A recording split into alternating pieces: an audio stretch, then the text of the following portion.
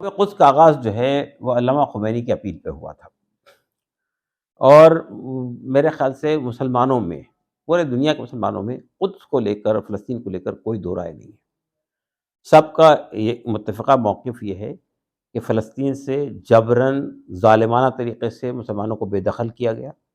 القدس جو کہ مسلمانوں کا قبلہ اول رہا ہے، اس سے مسلمانوں کو کھدیڑا گیا، اور وہاں پہ اسرائیل نے اس پوری زمین کو قبضہ کو آکوپائی کیا ہے، بہت ظلم ڈھایا ہے پچھلے یعنی 1948 سے لے کر اب تک کے۔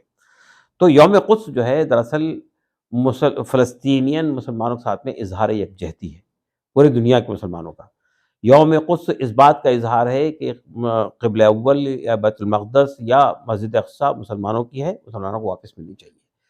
یہ اظہار ہے اس بات کا کہ اسرائیل کو جو ظالمانہ طریقے سے اسرائیل بنایا گیا تھا، اسرائیل کو ختم ہونا چاہیے۔ اور ٹھیک ہے، 1948 میں جو کمیونٹی جس پوزیشن میں تھی، یعنی عیسائی، یہودی اور مسلمان، اسی پوزیشن پہ باقی واپس آنا چاہیے، اور وہاں پر سب کو برابر رہنے کا اختیار ملنا چاہیے۔ یوم قدس اس بات کا اظہار ہے کہ فلسطینیوں کی فلسطین اپنے آپ کو تنہا محسوس نہ کرے، بلکہ یہ اظہار ہم یکجہتی کا مسلمان اظہار کرتے ہیں کہ ہم ان کے ساتھ کھڑے ہیں۔ اور یوم قدس جو ہے جس انداز میں منایا جانا چاہیے، ہمارا خیال ہے کہ اس انداز میں اب منایا نہیں جا رہا ہے۔ ہم اس کو ایک روایتی چیز بنا کر رکھ دیا ہے ہم نے، کہ ہم جمعے یعنی رمضان کے آخری جمعے میں جنتا منتر پہ جمع ہوتے ہیں، کچھ تقریر ہو جاتی ہے، معاملہ ختم ہو جاتا ہے۔ بلکہ ہونا یہ چاہیے کہ نہ صرف ہندوستان میں بلکہ پوری دنیا کے اندر پوری طاقت کے ساتھ میں یوم قدس منایا جائے، اور مسلمان متحد ہو کر یہ آواز بلند کریں کہ یہ فلسطین پر سے اسرائیل کا قبضہ ختم ہو، فلسطین بحال ہو۔ اور خود یونائٹڈ نیشن نے اور کئی ملکوں نے اس بات کو تسلیم کر لیا تھا، ٹو نیشن تھیوری والی بات، کہ وہاں پہ ایک آزاد فلسطینی مملکت بھی ہو اور وہاں پہ اسرائیل بھی ہو۔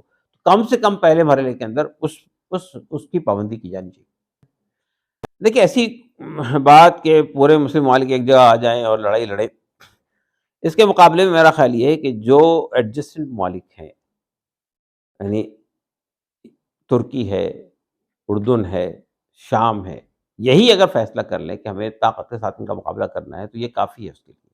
دیکھیے، دنیا نے یہ ہم کو بتا دیا ہے کہ ہتھیاروں سے بے نیاز، سوفسٹیکیٹڈ ہتھیاروں سے بے نیاز لوگ دو سپر پاور کو ختم کر سکتے ہیں، ایمان کی طاقت کی بنیاد پر، استقامت کے ساتھ کھڑے ہونے کی بنیاد پر، جذبہ جہاد کی بنیاد پر۔ اگر افغانستان کے لوگ رشیا کو نیست نابود، یعنی رشین جو تھی نا وہ تو ختم ہوا نا، وہ ایک ٹھوکر لگی صرف۔ رشیا یعنی اب جو کچھ ہے وہ یو ایس آر تو نہیں ہے نا دنیا کے نقشے میں باقی، اب تو رشیا ہے اور دوسرے کنٹریز ہے۔ یہ کہاں سے ہوا؟ ایک بڑے سپر پاور کو پکے پر خچے اڑانے کا کام اگر کسی نے کیا تو افغانستان نے کیا، افغانستان کے مجاہدین نے کیا، افغانستان کے ان بے سر و سامان لوگوں نے کیا جن کے پاس کوئی ہتھیار نہیں تھے، کوئی ٹریڈیشنل یعنی مطلب کوئی سوفسٹیکیٹڈ ہتھیار نہیں تھے، ٹریڈیشنل ہتھیاروں کی بنیاد پر لڑائی لڑی انہوں نے۔ دوسری ایک سپر طاقت کو دوسری سپر طاقت کو 20 سال کی طویل جنگ لڑا کے ڈکڑنے ٹکڑے مجبور کر دیا۔ تو جب افغانستان جیسا کمزور ملک، افغان جیسی کمزور قوم، کمزور اس معنی میں کہ ان کے پاس ہتھیار نہیں تھے، ان کے پاس بے سر و سامان لوگ تھے، ان کا کوئی ساتھ نہیں دے رہا تھا پوری دنیا کے اندر میں، تنہا لڑائی لڑی انہوں نے۔ تو یہ کیا یہ ہمارے ممالک نہیں لڑ سکتے؟ ترکی نہیں لڑ سکتا، ایجپٹ نہیں لڑ سکتا، اردن نہیں لڑ سکتا، شام نہیں لڑ سکتا؟ تو میں کہا تو مسلم ممالک کو متحد ہونے کی ضرورت ہی نہیں ہے۔ اگر یہ ممالک بھی یہ فیصلہ کر لیں کہ ہم جذبہ ایمان کے ساتھ میں، جذبہ جہاد کے ساتھ میں اس جنگ کو چھڑیں گے، تو وہ اسرائیل کے خلاف جنگ جیت سکتے ہیں۔ اس کے باوجود بھی آپ مجھے بتائیے نا، یعنی ابھی چند سال پہلے کی بات ہے، اسرائیل نے کتنے حملے کیے غزہ کے اوپر میں، دھڑ میزائل کے حملے کیے، یعنی پورے سویلین کو ختم کر دیا۔ لیکن کیا ہوا؟ کیا غزہ کا وجود ختم کر سکے؟ غزہ آج بھی اسرائیل کے سینے میں ایک خنجر کی طرح پیوست ہے۔ تو میں یہ سمجھتا ہوں کہ مسلمانوں کو قرآن مجید صاف طور پہ کہتا ہے کہ ہمارے لیے اقلیت اور اکثریت کوئی معنی نہیں رکھتی ہے، وسائل کی کبھی کوئی معنی رکھتی ہے۔ اسپین کے ساحل پر مٹھی بھر لوگ اترے تھے، کیا کام کیا تھا؟ اپنی کشتیاں جلا دی تھی. 2 ہی راستے چھوڑے تھے، یا تو ہم فاتح ہوں گے یا ہم شہید ہو جائیں گے. تو شہادت کے جذبے سے اگر لوگ میدان میں اتریں گے تو آج بھی وہ تاریخ ہم رقم کر سکتے ہیں جو ہم نے اسپین میں رقم کی تھی. آج بھی وہ تاریخ ہم رقم کر سکتے ہیں جو ہم نے بدر میں کی تھی. آج بھی وہ تاریخ رقم کر سکتے ہیں ہم جو ہم نے غزوہ احزاب میں کی تھی، غزوہ تبوک میں کی تھی. تو میں یہ سمجھتا ہوں کہ یہ اصل ضرورت اس بات کی ہے کہ مسلم ممالک کے اندر اخلاص ہونا چاہیے. مسلم ممالک جو ہے ایمان کے جذبے کے ساتھ، جہاد کے جذبے کے ساتھ میں اس سے سر پیکار ہوں گے تو وہ آج بھی وہ جنگ جیت سکتے. اسرائیل کے پشت پر UN کھڑا ہے، اسرائیل کے پشت پر امریکہ کھڑا ہے، اسرائیل کے پشت میں یورپین یونین کھڑی ہے. آپ کو 1924 میں لے کے چلنا چاہتا ہوں میں. جب خلافت کا خاتمہ ہو گیا تھا ترکی میں، خلافت کا خاتمہ ہو رہا تھا، تو خلافت کے حمایت میں کہاں تحریک چل رہی تھی؟ ہندوستان کا تو چل رہی تھی نا، خلافت بچاؤ کی تحریک.